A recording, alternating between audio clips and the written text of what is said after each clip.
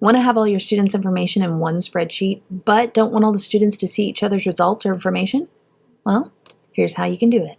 This is a spreadsheet right here, and each student, I'm calling them students for the sake of sharing this activity, but each person has access to all the sheets in this spreadsheet. But maybe I only want them to see the information in just their one spreadsheet. So for instance, if in class, let's say you are doing like a classroom economy and you are giving students money as rewards when they have good behavior, and you want to be able to track all the student data in one entire sheet instead of having multiple sheets each on every student, but you don't want them to see what everybody else has, you can publish that one sheet so that student can only see their data. So how to do that? You would go up to File, Publish to the Web, and you can publish the entire document, or I'm going to just go ahead and hit the sheet that I want, Publish Web Page, and right here it gives me the actual link for it.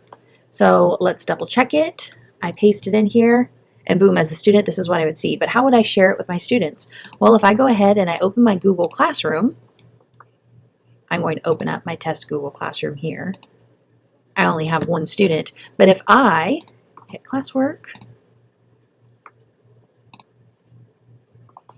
I can then choose that I just want it to go to this one student, and I share that link with them.